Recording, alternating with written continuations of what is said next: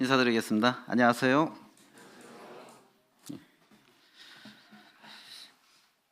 주님과의 첫인상의 느낌이 어떠신지 모르겠습니다만 사람마다 다 다를 거라고 생각합니다. 근데 저는 주님을 처음 소개받은 게 제가 6살 때였습니다. 6살 때 소개받았는데 이제 책갈피에 이렇게 웬 덥수룩한 분이 지팡이를 짚고 있더라고요. 그래서 이게 누구냐고 물어봤더니 예수님이라고 소개를 해주는데 그게 제가 주님과의 첫 인상이었습니다. 근데 제가 그때 주님으로부터 받았던 첫 인상의 느낌이 어땠냐? 참 인상 안 좋다. 왜냐하면은 저희 집에 그때 조그만 불상이 있었습니다. 근데 혼자 있으면 그 불상이 되게 무섭게 느껴졌어요. 그런데 예수님이라고 하는 분을 처음 소개받았는데 이분은 저 부처님보다 더 인상이 안 좋다라는 생각이 들었고 별로 이렇게 호감이 가질 않았습니다. 주님의 첫인상이.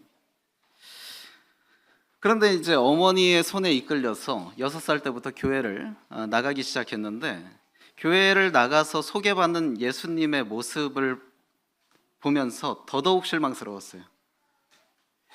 저한테 6살인 저한테 그때 당시 영웅적인 존재는 마징가 제트나 태권브이 같이 권선징악의 어떤 그런 그 인물이 저한테는 영웅이었거든요. 제가 갖고 있는 그런 영웅상에 주님을 대조해 보니까 전혀 이렇게 흠모하고 싶지가 않은 거예요. 나쁜 놈들이 때리면 때리는 대로 맞고 십자가에 못 박으면 그대로 그냥 연약한 모습으로 못 박히고 그런 모습을 봤을 때 제가 갖고 있는 영웅상에 너무나 주님이 부합되지 못했기 때문에 주님의 그 첫인상이 이렇게 좋지가 않았습니다. 그래서 저런 사람을 내가 왜 믿어야 되는가? 별로 믿고 싶지 않다. 차라리 태권브이나 마징가 제트가 더 나한테는 더 매력적이다. 그런 생각을 했는데 지금 돌아보니까 40년이 지난 이후에 그렇게 첫인상이 안 좋았던 분이 저의 그 마음에 가장 큰 비중을 차지하고 있다는 것이 참 신기합니다. 그런데 제가 성경을 읽으면서 예수님에 대해서는 매력을 느끼지 못했는데 성경을 읽으면서 저의 영웅상에 부합되는 사람이 있었습니다. 그 사람이 누구였냐면 삼손입니다. 삼손이라면 마징가 제트나 태권브이의 그런 버금가는 그런 존재다. 아주 나쁜 놈들을 그냥 그 초인적인 힘으로 물리치고 그러는 삼손이라면 참 흠모하고 싶다. 차라리 예수님이 삼손 같은 모습이었다면 참 매력이 있었을 텐데 그런 생각을 어린 마음에 했습니다. 그런데 지금 이제 구원을 받고 영적인 안목으로 삼손을 다시 보니까 형제자매님들은 어떠신지 모르겠는데 영적인 안목으로 삼손을 다시 보니까 이 삼손은 굉장히 문제가 많은 사람이더라고요. 지금은 반전이 돼서 그가 신앙적으로 그다지 흠모할 만한 대상이 아니라는 것을 이렇게 알게 되었습니다. 그래서 첫인상의 반전, 저 성경의 인물 중에 첫인상의 반전, 주님이 저한테는 첫인상의 반전이고 그리고 또 다른 첫인상의 반전은 삼손입니다. 첫인상은 참 좋았는데 지금 영적인 안목으로 보니까 이 사람을 통해서는 반면교사로 삼을 일이 참 많구나 라는 생각을 이렇게 해보게 됩니다. 자, 우리는 그 사사시대를 영적 암흑기로 알고 있습니다. 그런데 각 반에서 꼴찌들을 착출해서 그 꼴찌들로 한 반을 만들었어요. 근데 거기서도 꼴찌가 나올 수 있죠. 꼴찌들끼리 모였는 데서도 꼴찌가 나오는 그 사람은 진짜 꼴찌 중에 꼴찌죠. 어떻게 보면 사사시대 중에서 삼손의 시대가 그런 시대와 같다고 할 수 있습니다. 사사시대 자체가 암흑기인데 삼손이 활동했던 그 시대는 암흑기 중에 암흑기였다라는 것입니다. 이러한 시대에 사사로 활동했던 삼손은 다른 사사들보다도 영적으로 흠이 많았던 사사였는데 사사로서의 삼손의 불경거는 당시 이스라엘 백성들의 상태를 잘 반영해주는 거울이라 할 수 있습니다. 그러니까 삼손의 상태를 보면서 그것은 삼손만의 문제가 아니라 그때 당시의 타락상을 반영해주는 모습이다라고 할 수 있어요. 그러니까 하나님 앞에 쓰임받은 사람이 그 정도라고 한다면 일반 백성들은 어느 정도였겠는가? 우리가 그렇게 가늠을 해볼 수 있잖아요. 그래서 삼손이 활약했던 이 시대가 암흑기 중에 암흑기였다. 그런데 이러한 영적 암흑기 중에 암흑기와 같은 시대가 과연 우리 시대에 임하지 않을 것이라 장담할 수 있을까요? 어쩌면 하나님의 관점에서 지금이 영적인 암흑기 중에 암흑기일 수도 있다고 생각합니다. 지금 영국의 신세대들 가운데서 붐이 일어나고 있는 운동이 있습니다. 그것이 뭐냐면 탈세례 운동입니다. 탈세례 운동이 뭐냐? 지금 영국의 기독교 인구가 급격히 줄어들어서 2%대로 줄어들었습니다. 그런데 지금의 신세대들이 자기의 의지와 상관없이 받게 된 유아 세례를 무효화시키는 운동을 하고 있습니다. 탈세례 운동. 이것이 영국 젊은이들 사이에서 지금 붐으로 일어나고 있어요.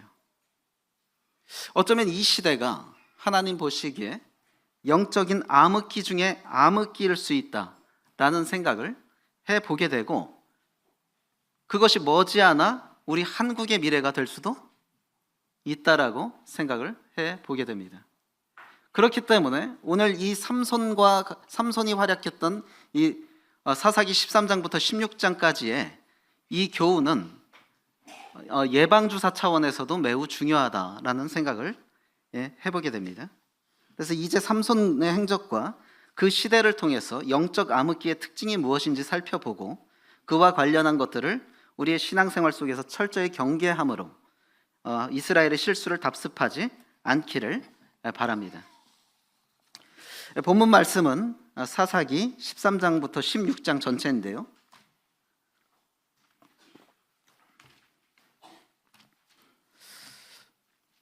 본문이 길기 때문에 중간중간 필요한 부분들만 함께 읽도록 하겠습니다.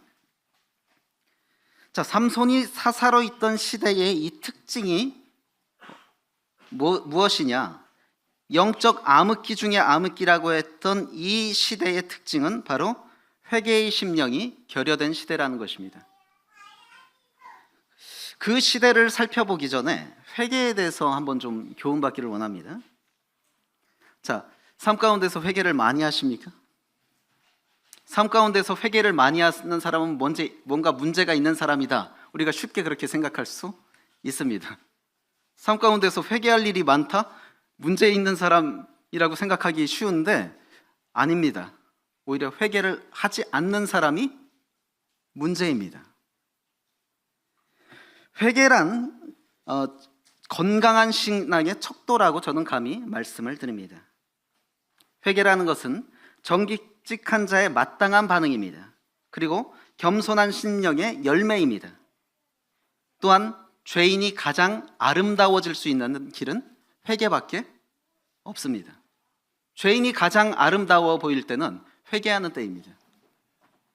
그런데 어떤 이들은요, 회개를 구원받기 전에 단회적으로 필요한 과정이라고 주장하면서 구원받은 후에 회개에 대해서 소홀히 여기는 경향이 있습니다. 회개는 구원받을 때 한 번 하는 거야. 물론 구원받기 전에 단회적인 회개는 일상에서의 회개와는 조금 성격이 다릅니다. 그런데 구원받은 후의 삶에서 회개를 결코 가볍게 여겨서는 안 됩니다. 욥은 자신의 자녀들에게 매번 회개의 훈련을 시켰습니다. 그들이 모여서 잔치한 이후에 그들을 불러놓고 그냥 있지 않고 회개의 제사를 드리게 했습니다. 건강한 신앙의 소유자라면 하나님 앞에서 자신을 살펴볼 것입니다. 하나님과 동역하는 자는 하나님 앞에서 자신을 보게 됩니다. 즉, 하나님과 동역하는 자는 자기의 눈으로 자기를 보는 것이 아니라 하나님의 렌즈로 자기를 보게 됩니다. 자, 내 눈으로 나를 봐도 한심하지 않습니까? 어쩔 땐? 근데 하나님의 어미하신 렌즈를 끼고 나를 본다면 나의 모습이 어떨까요? 만족스러울까요? 아니요. 하나님과 동행하는 신앙의 사람은요, 하나님의 눈으로 자신을 볼 수밖에 없고, 그로 인해서 자신의 부족함을 시간이 갈수록 절감하게 되는 것입니다. 그런 사람은 결국에 하나님 앞에서 회개를 많이 하게 될까요? 적게 하게 될까요? 많이 하게 되는 것입니다. 자, 하나님과 함께 하지 않는 사람은 하나님의 눈으로 자신을 바라볼 수 없습니다. 그것은 자신의 제한된 눈으로, 어쩌면 들보가 껴있는 눈으로 자신을 바라보면서 스스로 난 이 정도면 됐어 라고 안위할 수 있습니다. 그런 사람에게서 회개는 나타나지 않습니다. 즉, 회개는 성숙한 신앙의 소유자가 하는 것입니다. 공자는 이렇게 말했습니다. 현명한 사람은 문제의 원인을 자기 안에서 찾고 어리석은 자는 문제의 원인을 자기 밖에서 찾는다. 겸손한 신앙의 소유자는 환경을 탓하지 않습니다. 그는 나는 문제가 없는데 환경 때문에 이렇게 됐어, 이러한 핑계를 대지 않는다는 것이죠. 그는 늘 어떤 문제에 부딪혔을 때 그 원인을 자기 안에서 찾는다 라고 말하고 있습니다. 건강한 심령의 소유자는 상황에 있어서도 늘 자신을 먼저 돌아보는 사람입니다. 부족과 연약이 있는 인간이 하나님의 눈으로 자신을 바라보았을 때 회개에 이르는 것은 당연한 귀결입니다. 하물며 우리가 바울의 신앙을 능가할 수 있을까요? 그렇지 않죠. 감히 그렇다고 말할 수 없습니다. 그런데 우리가 신앙에 정말 최상의 상태로 여기는 그 바울조차도 오호라 나는 곤고한 사람이로다 라고 하면서 자기 자신을 보면서 하나님 앞에서 자신의 그 부족함으로 인해서 괴로워했습니다. 이 사망의 몸에서 누가 나를 건져내랴. 그런데 하물며 바울의 못 미치는 우리가 하나님 앞에서 자신에 대해서 만족하고 있다고 한다면 건강한 상태라고 할 수 있나요? 건강하지 않은 상태라고 할 수 있나요? 건강하지 않은 상태입니다. 하나님 앞에서 자기에 대해서 만족스럽게 느낀다, 그거 자체가 건강하지 못한 것입니다. 건강한 상태라고 한다면 바울과 같은 경지에 이르렀어도 오호라 나는 곤고한 사람이로다, 이러한 고백이 나오는 것이 마땅하다는 것이죠. 그래서 자신에 대해서 만족하고 있다면 그는 건강한 신앙의 소유자라고 할 수 없다. 그런 사람에게서 회개의 삶은 나타날 수 없다라는 것이죠. 건강한 신앙은 시간이 지날수록 자신에 대해서 불만족스럽습니다. 왜? 시간이 지날수록 자신의 눈은 성숙해집니다. 하나님의 눈과 같습니다. 그런 하나님의 눈으로 자신을 바라볼 때마다 자신에게 거룩한 불만족이 생기는 것입니다. 그래서 회개는 건강한 심령의 소유자가 갖추는 것이다 라는 것을 우리가 생각해 볼 수 있습니다. 그런데 지금 삼손이 활동했던 이 영적 암흑기 중에 암흑기, 이 시대가 어떤 시기냐? 회개의 심령이 결여된 시대였다라는 것이죠. 회개의 심령의 상실은 심각한 영적 위기입니다. 삼손이 사사로 있던 시대가 왜 영적 암흑기인가? 백성들이 회개의 심령이 결여되었던 시대였기 때문입니다. 자, 우리 13장 1절 보시겠습니다. 이스라엘 자손이 다시 여호와의 목전에 악을 행하였으므로 여호와께서 그들을 40년 동안 블레셋 사람의 손에 넘겨주시니라. 자, 지금 몇 년 동안 블레셋의 압제를 받고 있었느냐? 40년을 동안 블레셋의 압제를 받고 있었습니다. 그런데 사사기를 살펴보면 많은 압제 기간이 있었지만 지금 이 40년이란 기간이 가장 최장 기간입니다. 압제당했던 최장 기간이 지금 40년입니다. 그러면 왜 40년 동안 압제를 당했는가? 한번 생각해 보십시오. 우리가 이전에 사사기를 읽을 때마다 그들이 어떤 때 하나님께서 구원하셨습니까? 회개하고 하나님께 부르짖을 때 구원했습니다. 그러니까 압제당한 지 7년 만에 회개하고 부르짖었으면 그 압제 기간이 7년으로 끝났고, 압제 기간이 18년으로 끝났다는 것은 그들이 18년째 되는 해에 하나님께 회개하고 부르짖었다는 소리입니다. 그런데 지금 블레셋에 압제당한 기간이 얼마? 40년. 40년이 지나도록, 이 말은 무슨 소리냐? 40년이 지나도록 이들이 이제는 회개하지 않고 하나님께 부르짖지 않았다는 소리고, 실제로 13장 삼손이 활약했던 이 시대에 그들이 여호와께 부르짖었다라는 표현이 나오질 않습니다. 결국 그들이 사실 이전에도 영적인 상태가 안 좋았지만 압제를 받을 때에는 그들이 어떻게 했어요? 그나마 하나님 앞에서 돌이키고자 하는 마음은 가졌었는데, 이제는 하나님 앞에서 회개하고 돌이키고자 하는 마음조차 없는 심각한 영적인 상태로 추락한 것을 볼 수 있는 것이죠. 이를 통해서 이전의 사사 시대보다 이스라엘의 영적 상태가 더욱 악화된 것을 볼 수 있는데, 그것을 우리가 가늠할 수 있는 것은 이들이 회개의 심령을 완전히 상실했다라는 것을 통해서 이 시대가 정말 영적으로 최악의 상태로 갔다라는 것을 볼 수가 있습니다. 오늘날을 살고 있는 우리도 회개의 심령을 상실할 수 있습니다. 사실 인간들이 회개를 한다는 것은 작은 일이 아닙니다. 당연한 일처럼 여기지만은 사실 그렇지 않아요. 우리 조상이 물려준 망령된 행실 중 하나가 회개하지 않는 습관입니다. 아담과 하와가 에덴 동산에서 범죄했을 때 그들이 회개했다 안 했다? 안 했다. 하나님께서 추궁하시니까 뭐라 그럽니까, 아담은? 여자가 줘서 먹었다, 그것도 아니에요. 하나님이 내게 주셔서 나와 함께 하신 여자가 줘서 먹었다. 당신에게도 책임이 있습니다. 저 여자 나한테 주지 않았으면 이런 일 없었을 것 아닙니까? 하나님께도 책임을 돌리는 듯한 뉘앙스로 말을 했고, 여자는 뭐라 그랬어요? 하나님께서 추궁하시니까 뱀이 나를 꿰었습니다. 그럼 뱀이 뭐라고 꿰었는데? 저거 먹으면 하나님처럼 된다는 말로 꿰었잖아요. 뱀이 아무리 꿰었다 할지라도 그 말에 넘어가면 됩니까, 안 됩니까? 안 되는 거예요. 그럼 그 뱀이 꿰은 내용이 중요한 것이지 뱀이 꿰었다는 것 자체가 중요한 것이 아닙니다. 그럼에도 그들이 회개하지 않았는데, 그런 우리 조상들이 유전한 망령된 행실이 오늘날의 우리의 본성으로 자리 잡고 있다는 것입니다. 흉악범들이 회개할까요? 2차 대전 전범들이요, 재판받으면서 회개하지 않았습니다. 그들은요, 재판받는 자리에서 깔깔거렸습니다. 깔깔거리고, 특히 아이만이라는 2차 대전 전범은요, 체포가 되고 이제 사형이 집행이 됐습니다.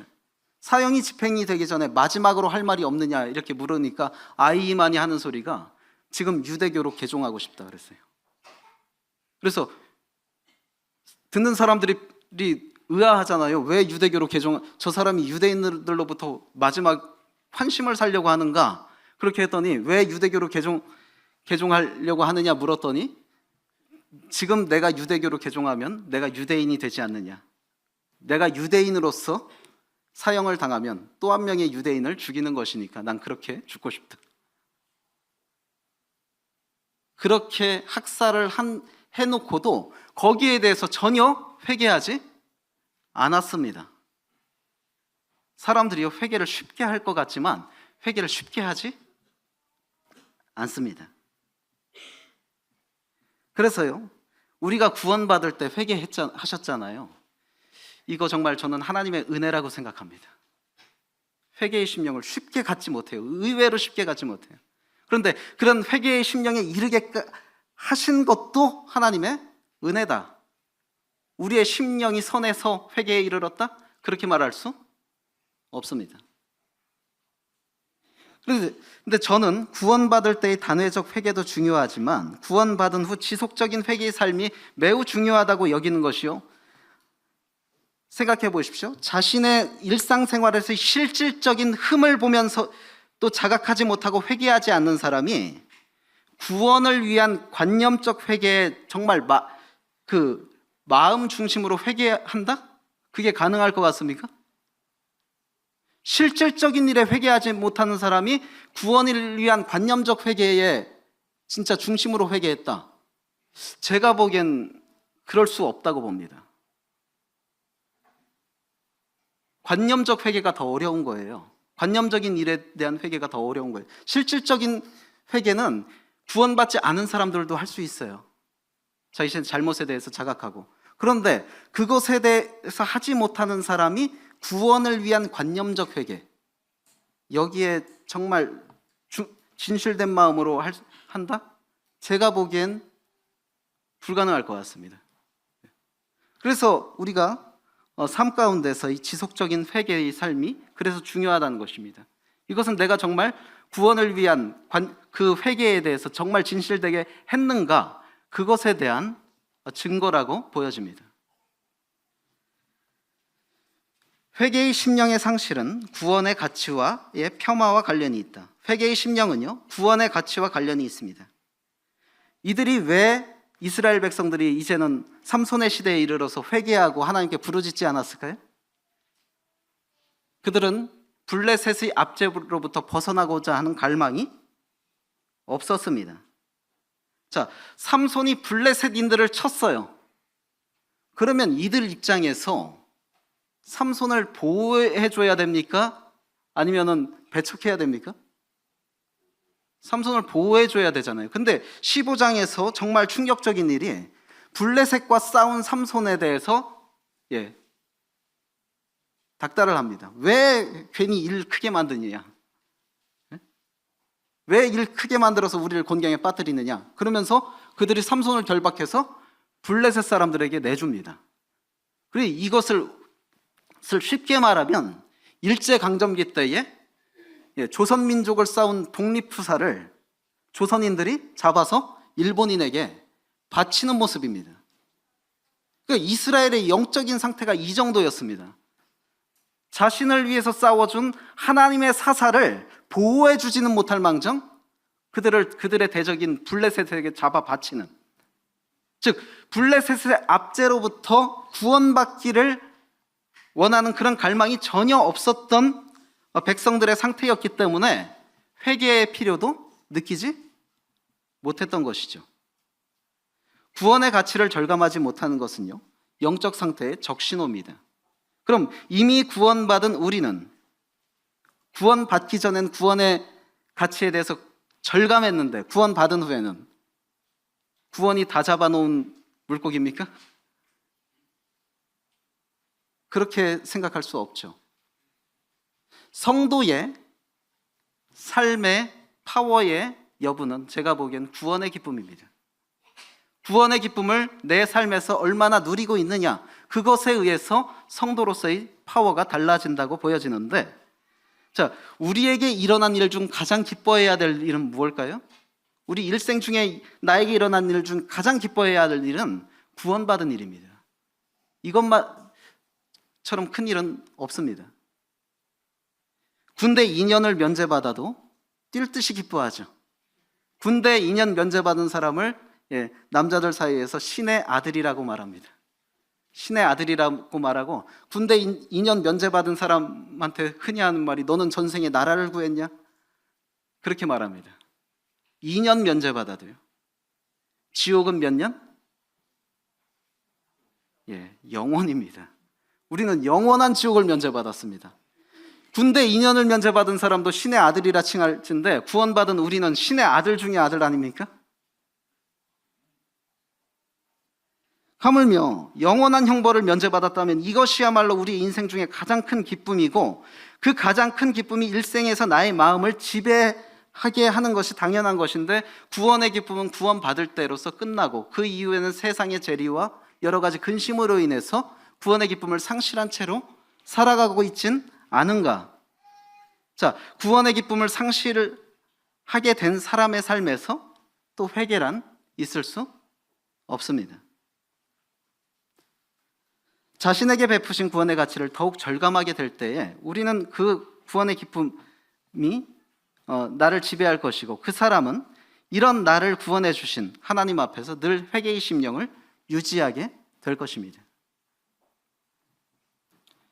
그래서 암흑기 중에 암흑기였던 이 삼손의 시대의 특징, 회개의 심령의 결여, 이것을 우리가 경계해야 한다는 것입니다. 두 번째로, 이 암흑기 중에 암흑기의 특징이 바로 성별된 자의 타락입니다. 삼손의 시대에 사사로 세워졌던 삼손. 삼손은 나시린으로 성별되었지만 그의 행적을 봤을 때 어떻게 그의 행적이 정말 칭송할 만한 행적이었습니까? 전혀 그렇지 않았습니다. 나시린으로서 정말 본받을 만한 것이 없는 그런 삶이었습니다. 그런데 이것은 아까도 말씀드렸듯이 단지 삼손만의 문제가 아닙니다. 하나님께 부름받은 사사가 이러한 상태, 사사의 영적 상태가 이 정도라고 한다면 그 백성들은요? 백성이 그 지도자를 능가할 수 있을까요? 능가할 수 없습니다. 그러니까 삼손의 이 타락된 모습은 그 당시의 타락상이 얼마나 심각했는지를 잘 보여주는 그러한 거울이라 할 수 있습니다. 자, 성별된 자의 가치관의 혼탁은 심각한 영적 상황을 암시합니다. 우리 14장 3절 보시겠습니다. 삼손이 블레셋 여자와 결혼하려고 할 때 그의 부모가 한 말입니다. 3절에 그의 부모가 그에게 이르되 내 형제들의 딸들 중에나 내 백성 중에 어찌 여자가 없어서 내가 할례 받지 아니한 블레셋 사람에게 가서 아내를 맞으려 하느냐 하니 삼손이 그의 아버지에게 이르되 내가 그 여자를 좋아하오니 나를 위하여 그 여자를 데려오소서. 이 한 구절로 인해서 우리는 삼손의 가치관이 어떠했는지를 잘 볼 수가 있죠. 자, 삼손이 지금 여인을 흠모했는데 여인을 좋아하는 것 자체가 잘못된 것은 아닌데 그 여인이 어느 여인이었어요? 블레셋 여인이었어요. 블레셋은 자, 하나님께서 삼손에게 진멸하기를 바라셔서 삼손을 사사로 세운 이유가 바로 블레셋을 진멸하기에 바라셔서 세우신 것입니다.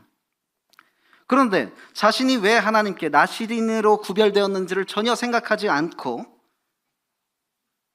그 블레셋 여인과 결혼을 추진하고 있는 것입니다. 자, 결혼은 단순히 자신만의 문제로 끝나지 않습니다. 결혼을 하게 될 때는요, 다양한 인간관계의 조합이 이루어집니다. 그런 가운데서 어떻습니까? 타협을 요구받고 나의 어떤 소신을 포기해야 할 것을 요구받는 상황도 될 수 있습니다. 그래서 우리 청년들에게 불신자와의 결혼을 그렇게 강하게 만류하는 것입니다. 그런데 삼손은 이러한 것을 전혀 아랑곳하지 않고 블레셋과 여인과의 결혼을 추진하고 있는데, 즉 사명감에 충실하지 못한 모습을 보게 됩니다. 우리 역시 성별된 자로서 사명감의 결여를 경계해야 합니다. 그리스도인들의 사명감의 결여는 영적 암흑기 도래의 신호입니다. 또한 삼손은 육신의 욕망을 제어하지 못했습니다. 그는 블레셋 여인을 사랑했으면서 이후로 계속 여인을 향한 정욕에 사로잡히면서 결국에 만난 여자가 들릴라입니다. 이러한 모습 역시 성별된 나시린에 걸맞지 않는 모습이었습니다.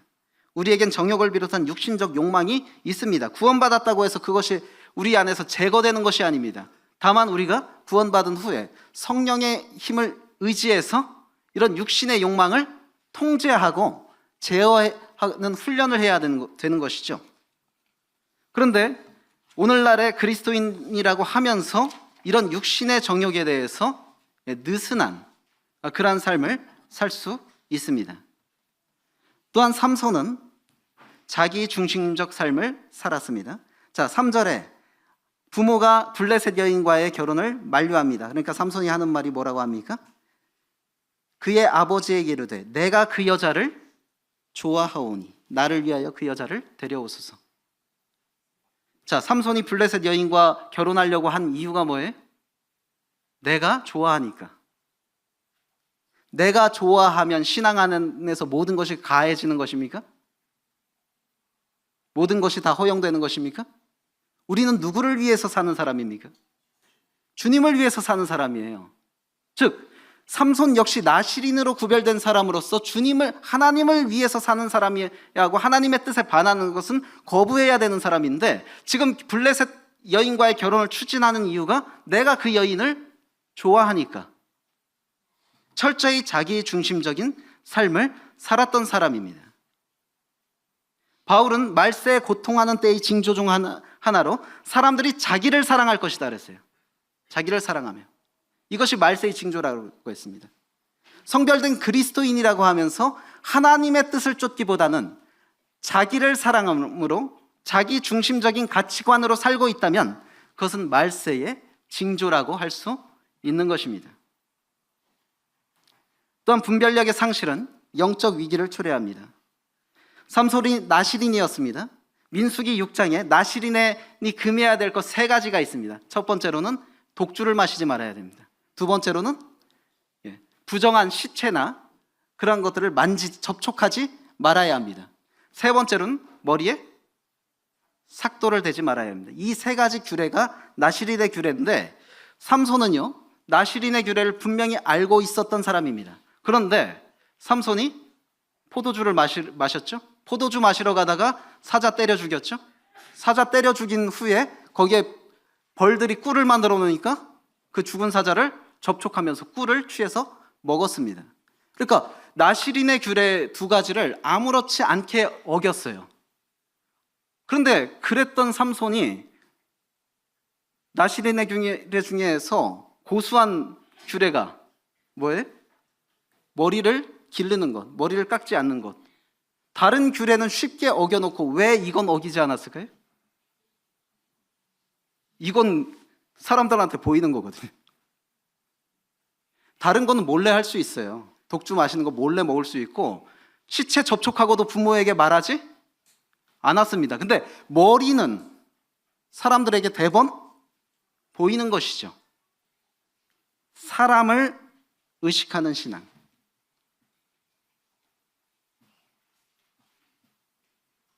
사람들에게 보여지기 원하는 신앙. 바로 삼손이 이러한 모습입니다. 실제로는 그렇지 않으면서 하나님 앞에서 나실인의 규례까지 경홀히 여기는 그런 경거망동한 사람임에도 불구하고 사람 앞에서만큼은 나실인인 척하는 그러한 신앙인이었습니다. 우리 역시 사람들 앞에서 보여지는 것에만 마음을 쏟을 때가 있습니다. 그래서 사람들이 쉽게 볼 수 있는 부분에선 마음을 들여서 포장합니다. 그러나 사람들이 없는 곳에서 하나님만이 나를 보고 있을 때 정말 나의 그 처신을 신중히 하고 있는가? CCTV 앞에서도 우리가 행동을 함부로 하지 않지 않습니까? 그런데 하나님을 CCTV만큼 여기고 있나요? 이런 부분에 우리가 생각해 봐야 되는데, 이 삼손은 사람들에게 보여지기를 원하는 그러한 신앙의 소유자였습니다. 또한 삼손은 들릴라의 음모에 둔감했습니다. 들릴라가 삼손을 몇 번 꼬셨느냐? 4번을 꼬셨어요. 근데 어떻게 이렇게 우둔할 수가 있는가? 4번을 꼬시는데 그 음모를 알아채리지 못했다. 이건 정말 우둔함 중에 우둔함입니다. 더군다나 자기가 비밀을 발설할 때마다 들릴라가 그것을 실행했잖아요. 그러면 이 여자 다른 꿍꿍이가 있구나, 진작에 알아차렸어야 되는데 결국에 4번 다 들릴라의 계계를 알아차리지 못하고 속아 넘어가는 것을 보게 됩니다. 오늘날에 우리도 사탄의 계계에 둔감해질 수 있습니다. 나에게 일어나는 일들을 예사롭게 보는 것이 아니라 거기에 깃들어 있는 사탄의 괴계가 무엇인지를 볼 수 있는 그런 분별력이 있어야 합니다. 그런 분별력이 없을 때에 우리는 삼손처럼 무너질 수 있는 것입니다. 그리고 또한 우리 16장 20절에 결국에 들릴라에 의해서 머리카락이 잘렸을 때 삼손이 하는 말입니다. 들릴라가 이르되 삼손이여 블레셋 사람이 당신에게 들이닥쳤느니라 하니 삼손이 잠을 깨며 이르기를 내가 전과 같이 나가서 몸을 떨치리라 하였으나 여호와께서 이미 자기를 떠나신 줄을 깨닫지 못하였더라. 삼손이 또 분별력이 없었던 것, 하나님께서 자기를 떠나신 줄을 깨닫지 못했습니다. 자, 오늘날 하나님은 인격적 관계면에서 우리를 떠나지 않으십니다. 구원받은 사람에게 내주하신 성령은 우리 안에 자리 잡은 이후로 우리를 떠나지 않으십니다. 그건 사실입니다. 그런데 사역적인 면에서는 그렇지 않습니다. 하나님은 이 교회를 사용하시다가도 이 교회를 떠나실 수 있습니다. 더 이상 이 교회가 하나님의 쓰임에 합당하지 않다고 여겨질 때는 하나님은 그분의 역사를 다른 곳으로 옮기실 수 있습니다. 우리는 그런 부분에 또 분별력을 가져야 합니다. 삼손은요, 하나님이 떠나면 자기는 아무것도 아니라는 것을 깨달았어야 돼요. 차가 방전된 거 경험해 보셨습니까? 차가 방전됐을 때 내 차가 참 좋고 훌륭하고 튼튼한 줄 알았는데 배터리가 함께하지 않으니까 아무것도 아니라는 것을 느끼죠. 하나님이 우리와 함께 하시는 것은 그런 배터리와 같은 것입니다. 또한 하나님과의 동상이몽은 한계를 드러낸다. 블레셋을 향한 삼손의 행적은 사실 하나님의 목표와 일치했습니다. 삼손이 블레셋을 싸워서 물리친 것은 표면적으로는 하나님의 목표와 같았습니다. 그런데 동기와 목적은 전혀 달랐습니다. 하나님이 블레셋을 물리치시려고 했던 것은 그들의 압제로부터 이스라엘을 구원하기 위한 것이 목적이었는데 삼손은 그런 목적으로 블레셋을 물리친 것이 아니에요. 자기의 사사로운 복수심으로 블레셋을 쳤던 것입니다. 이 동상이몽입니다. 동상이몽. 표면적으로는 같은 것 같았지만 실제 내면을 들여다보면 전혀 그 동기와 목적이 달랐던. 근데 하나님 앞에서 우리가 동상이몽의 삶을 살 수 있습니다. 표면적으로는 주의 일을 하는 것 같으면서도 그 동기와 목적은 주님 앞에서 전혀 합당하지 않은 나의 내면이 있을 수 있습니다. 우리는 이것을 또 경계해야 하는 것입니다. 주의 일을, 진정으로 주의 일을 하는 자는 어떤 사람입니까? 표면적으로 주의 일을 하는 사람이 아니라 하나님 마음에 맞는 사람으로서 그 목적과 동기가 하나님과 일치한 상태에서 주의 일을 하는 사람이 참된 주의 일을 하는 사람이죠. 빌립보서에는 심지어 전도를 하는 사람들이 그 목적과 동기가 영혼 구원이 아니라 감옥에 갇힌 바울을 괴롭게 하기 위해서 전도를 열심히 했던 사람들도 있었습니다. 우리 안에서도 얼마든지 이런 동상이몽의 행적을 보이는 그런 사람들이 있을 수 있다는 것이죠. 하나님과의 동상이몽은 결국에 한계를 가져옵니다. 하나님은 삼손을 통해서 블레셋을 물리치기를 원했지만 이스라엘의 사사로 활동했으면서도 이방인의 압제에서 이스라엘을 해방시키지 못한 유일한 사사가 삼손입니다.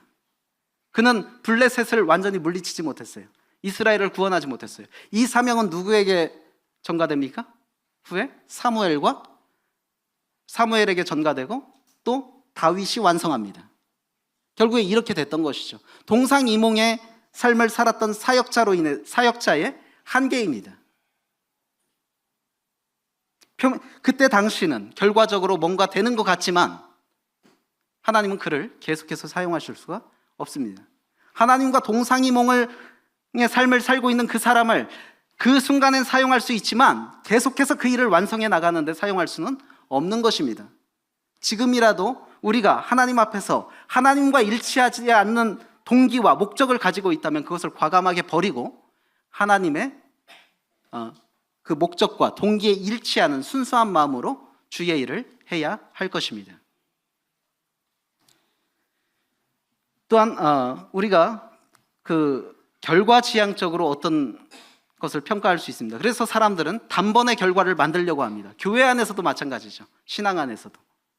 선교사들이 실제로 선교 활동이 부진한데도 사진 찍을 때만 되면 현진 모아갖고 단체 사진 찍어서 마치 교회가 잘 되고 있는 것처럼 이렇게 해서 사진을 보내기도 합니다. 그 결과주의, 지향주의적인 그런 어떤 삶의 부작용입니다. 근데 삼손이요, 블레셋을 물리쳤습니다. 결과가 좋았습니다. 겉으로 보기에는. 근데 하나님 앞에서 삼손이 경건했기 때문에 삼손에게 하나님께서 승리를 주셨을까요? 아니에요. 블레셋을 진멸하고자 하는 목적이 있었기 때문에 삼손이 반사 이익을 얻은 것입니다. 우리가 그걸 생각해야 돼요. 어떤 일이 잘 된다고 해서 하나님이 나를 기뻐하시는구나,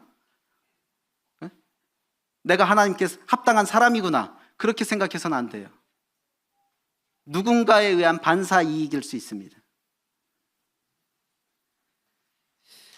마지막으로 이 영적 암흑기 중의 암흑기 시대의 특징, 하나님의 특별한 은총이 있었다. 이 영적 암흑기에 백성들의 회개의 심령이 결여되었고 성별된 자가 타락했었지만은 그러한 때에 더더욱이 필요했던 것은 무엇입니까? 하나님의 특별한 은총이었다. 다른 사사시대와는 달리 이 삼손의 사사시대에 하나님은 적극적으로 개입하셨던 것을 보게 됩니다. 자, 이들이 회개하고 부르짖어야 하나님께서 구원하시는데 회개하지 않아요. 그러니까 누가 먼저 움직이셨습니까? 이번엔 하나님이 먼저 움직이신 거예요. 어떻게? 삼손의 출생을 고지하죠. 그리고 삼손이 태어나기 전부터 그를 선택합니다. 그러니까 다른 사사시대와는 달리 하나님께서 먼저 움직인 시대입니다. 하나님께서. 왜? 백성들은 전혀 움직일 힘조차 없는 영적으로 타락한 시대였기 때문에. 그래서 삼손의 출생을 고지하고 하나님께서 삼손이 잉태되기 전 삼손을 선택합니다. 삼손의 행위와 상관없이. 또 다른 사사들과 달리 삼손은 불강력적인 여호와의 영의 임하심을 철저하게 경험합니다. 다른 사사기의 다른 부분에는 나와 있지 않는 표현들이 몇 가지 있는데 13장 25절에 여호와의 영이 그를 움직이기 시작하였더라. 그리고 14장 6절에 여호와의 영이 삼손에게 강하게 임하니, 그리고 이후에 여호와의 영이 갑자기 임하매 라고 하면서 다른 시대에는 없는 표현들이 있고요. 그리고 사사기에 특별히 여호와의 영이 임했다는 표현이 7번이 나오는데 그 중에 4번이 삼손에게 적용된 것입니다. 그러니까 하나님께서 이 시대는 다른 시대와 달리 적극적으로 개입하고 있는 것을 보게 됩니다. 왜? 이들은 하나님께 울부짖을 수 있는 그런 영적인 상태조차 되지 못했기 때문에 하나님께서 적극적으로 개입하지 않으시면 이제 이스라엘은 구원받을 수 없기 때문에 하나님께서 암흑기 중에 암흑기에 이렇게 적극적으로 개입하시는 특별한 은총을 주셨던 것입니다.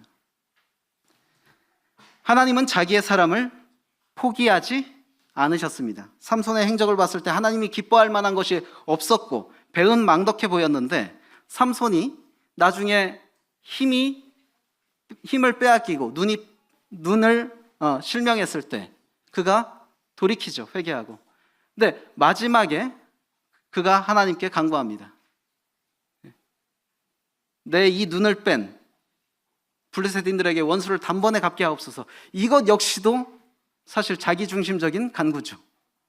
그런데 하나님께서 그 기도를 들으시고 삼손이 살아있을 때보다 죽을 때 더 많은 블레셋인들을 진멸할 수 있게 하셨습니다. 삼손의 삶이 세속적이고 불경건했지만 그런 이기적인 동기로 한 행동에도 하나님은 그분의 섭리를 적용하셔서 선을 이루셨습니다. 이것이 감사한 일입니다. 만일 하나님께서 육신적인 사람은 전혀 사용하지 않겠다 하시면 쓰임받을 수 있는 사람 몇 명이나 될까요? 별로 없을 것입니다. 그러나 육신적임에도 하나님께서 그런 우리를 사용하신다는 것 자체가 또 하나의 은총일 수 있습니다. 물론 그러니까 육신적으로 주의 일 해도 돼, 그 말은 아닙니다. 우리는 할 수 있는 대로 육신적이지 않은 그런 심령으로 주의 일에 임해야 되는 것입니다. 그리고 최종적으로 이 삼손에게 과분한 영예를 허락하셨는데 히브리서 11장 32절 주보에 나와 있는데 같이 한번 읽어볼까요? 자, 시작. 내가 무슨 말을 더 하리요? 기드온, 바락, 삼손, 입다, 다윗 및 사무엘과 선지자들의 일을 말하려면 내게 시간이 부족하리로다. 히브리서 11장 32절 말씀. 히브리서 11장은 무슨 장? 믿음장. 믿음장으로서 믿음의 그 반열에 오를 만한 사람들의 명단을 열거합니다. 그런데 거기에 놀랍게도 누가 있습니까 지금? 삼손이 있어요. 삼손이 믿음의 사람이다? 여기에 동의하십니까? 동의가 되십니까? 삼손의 행적을 봤을 때 삼손이 믿음의 사람이다? 성경에 하고 많은 사람 중에 왜 삼손이 여기 들어갔는가? 언뜻 보면 표면적으로 동의할 수 없는 말입니다. 어떻게 삼손이 믿음의 사람인가? 그런데 여기에 대해서는 조금 더 연구가 필요하겠지만 어떻게 보면 삼손에게 과분한 호칭인데 그 삼손의 그 행적에 비해서 과분한 영예를 주셨다라는 생각이 드는데 이것까지도 하나님의 은총이라고 생각합니다. 저는요, 우리가 천국에 가서 주님 앞에서 많이 부끄러워할 것입니다. 부끄러워하는 이유 중 하나가 뭐냐면 우리가 생각한 것보다 훨씬 상급이 크거든요. 내가 이 정도까지 받아야 되는 사람인가? 하는 그런 생각을 할 겁니다. 생각건데, 자, 우리가 장차 받을 영광은 좋게 비교할 수 없다고 그랬죠. 우리가 생각한 것 이상의 그런 영예를 하나님께서 우리에게 주실 것이다. 삼손처럼. 삼손이 믿음의 사람이라 칭함받기에는 참 부족해 보였는데 그가 믿음의 사람의 반열에 올랐 것을 보면서 우리는 이러한 부분에도 하나님의 은혜를 경험하고 또 소망을 가질 수 있습니다. 물 한 잔, 냉수 한 잔 대접한 것도 하나님 앞에서 어떻다고요? 상을 잃지 않을 것이라고 했습니다. 물 한 잔 대접한 게 뭐 큰 일이라고요. 그런데 거기에 생각 이상의 하나님께서 영예를 주실 수 있다. 삼손에게 하신 것처럼 하나님은 자기의 사람을 포기하지 않으실 뿐만 아니라 과분한 영예까지 주시는 분으로서 우리는 영적 암흑기 같은 이 시대를 살고 있을 때에 그런 소망을 가질 수 있다는 것이죠. 교훈을 정리하면 우리는 정말 영적인 암흑기가 되지 않게 하기 위해서 회개의 심령을 회복하고 유지해야 합니다. 그리고 두 번째로 성별된 자로서의 시대적 사명감에 충실해야 합니다. 세상이 왜 악해질까요? 거기에 우리 그리스도인들은 아무 관련이 없을까요? 우리는 세상의 빛과 소금입니다. 소금이 맛을 잃기 때문에 세상이 타락하는 것입니다. 불신자들이요, 죄 짓기에 담대한 이유가 뭐냐면 그리스도인들이 죄를 쉽게 짓기 때문에. 그리스도인들이 죄를 쉽게 짓지 않으면 불신자들도 그런 우리를 보면서 죄를 쉽게 짓지 못합니다. 그런데 점점 세상 사람들이 죄를 짓는데 담대한 이유가 뭐냐? 하나님 믿는다는 사람들도 저러는데 죄에 대한 두려움이 더더욱 없어지는 것입니다. 성별된 자로서 시대적 사명감에 우리는 충실해야 합니다. 그리고 마지막으로 우리 시대가 영적인 암흑 시대라면 이 시대에 특별히 베풀어지는 하나님의 은총이 있을 수 있습니다. 그 은총이 어떤 것인지를 잘 분별하고 부여잡음으로 인해서 이 영적인 암흑기 시대에 빛을 발할 수 있는 우리가 될 수 있도록 해야 할 것입니다. 기도하시겠습니다. 아버지 하나님, 감사합니다. 참 삼손을 통해서 또 교훈받게 하심을 감사를 드립니다. 삼손이 활동했던 시대가 영적으로 가장 암울했던 시대였던 것을 보게 됩니다. 참 삼손의 시대와 같이 저희의 모습에서 회개의 심령이 없어지지 않게 하시고 또 성별된 자로서 사명감에 충실한 저희들이 되게 해주시길 원하며, 혹 이 시대가 영적인 암흑의 시대라고 한다면 이 시대에 베풀어질 수 있는 특별한 하나님의 은총을 분별하고 잘 부여잡는 저희들이 되게 해주시기를 원합니다. 감사드리며 예수님 이름으로 기도했습니다. 아멘. 감사합니다.